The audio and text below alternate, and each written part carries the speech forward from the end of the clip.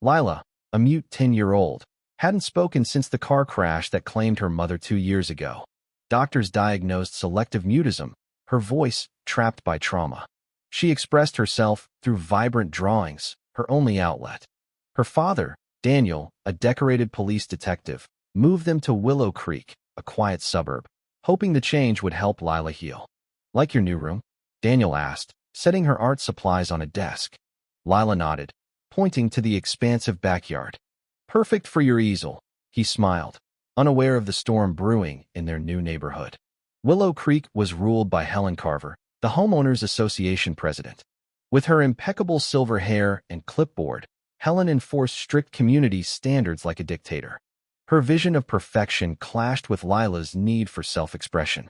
Spring arrived, and Lila painted a breathtaking mural on their backyard fence. Soaring birds, towering trees, and subtle tributes to her late mother's favorite flowers and their lost family dog. Neighbors paused to admire it, leaving notes of praise. For the first time since the accident, Lila found peace. Then came the violation notice, stapled to their door in glaring orange.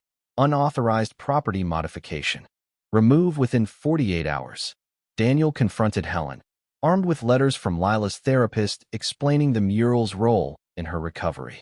"This is therapy, not vandalism," he argued in Helen's pristine office. Her eyes were ice. "Rules apply to everyone, detective. Your daughter's issues don't concern the community." Daniel pressed. "That mural is her voice." Helen cut him off. "Restore the fence or face fines."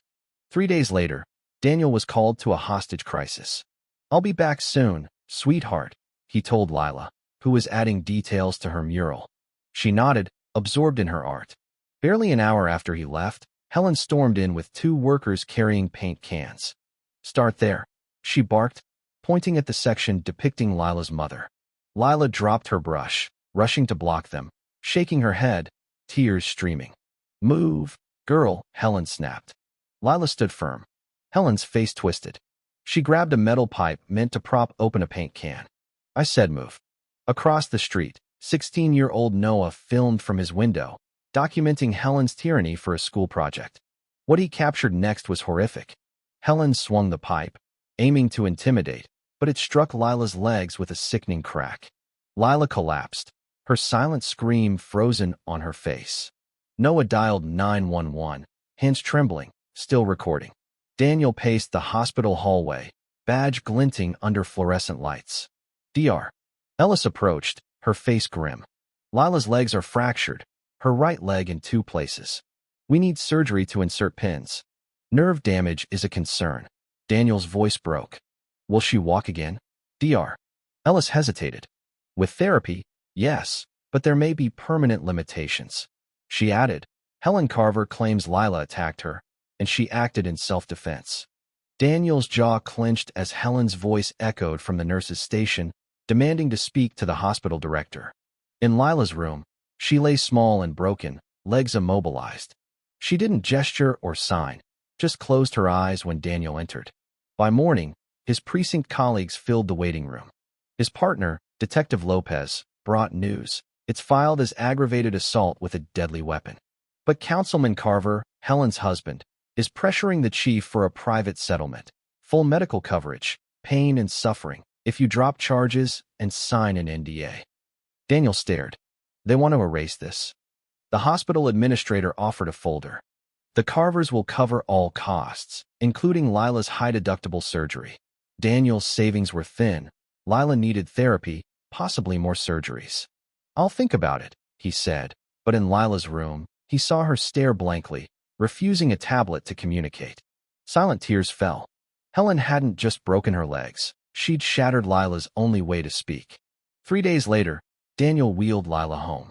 Her mural was gone, smothered in beige paint matching every fence in Willow Creek. Lila didn't react, just closed her eyes as Daniel carried her inside. That night, a settlement offer arrived. Medical expenses, a hefty payout, therapy funds, all contingent on silence. A text from Lopez warned, "Chief's meeting you tomorrow." Carver's squeezing everyone. Then a knock. Noah, the neighbor's teen, held a flash drive. "I recorded it," he said. The whole thing. The video was damning. Helen's deliberate swing, Lila's collapse. Helen's cold order to clean this up. Noah revealed more. Helen's on my school board. They're threatening expulsion if I share this. She's targeted other families, kids with disabilities, allergies. My mom's got contacts from her support group. Daniel tore the settlement offer in half. The next week was chaos. Hospital visits, police interviews, DA meetings. Lila withdrew further, rejecting art supplies. Her pain visible, but her spirit unreachable. The HOA called the incident a misunderstanding, painting Lila as a troubled child. With Noah's help, Daniel rallied 5 families Helen had driven out with harassment. The DA charged Helen with aggravated assault. Councilman Carver fought back, launching investigations into Daniel's police record and finances. The HOA meeting was a powder keg. Daniel hadn't planned to go. Lila's therapy had left her drained, but she typed on her tablet, "Meeting tonight. Want to?" Her next words stunned him. "My voice." At the community center, Helen proposed stricter rules on decorations, her husband looming beside her. "I've always protected our standards," she declared. Daniel pushed Lila's wheelchair forward. "Standards? You assaulted my daughter." Helen sneered. "Your daughter was aggressive."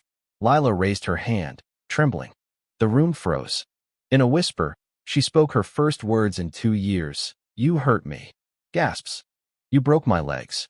You erased my mom." Tears poured down Daniel's face. Noah connected his laptop to the projector, showing the video. The room erupted as Helen's cruelty played out. She fled, but police arrested her at the door. By summer, Willow Creek transformed. A new HOA board turned a vacant lot into Lila's Haven, a community art space. Lila's recovery was slow, but her voice grew stronger. She taught art classes, helping kids with autism, anxiety, and trauma find their words. At the space's opening, a reporter asked why she taught. "Some kids can't talk," Lila said. "Art lets them speak." A year later, Daniel watched Lila lead a mural project. Her braces clinked, but her voice was clear, guiding a shy boy. "It doesn't have to be perfect, just yours." The mural showed a united community, with a girl releasing birds from her hands. Lila added a hidden heart in a tree. "Some stories don't need words," she told Daniel, "but they need to be told." What do you think?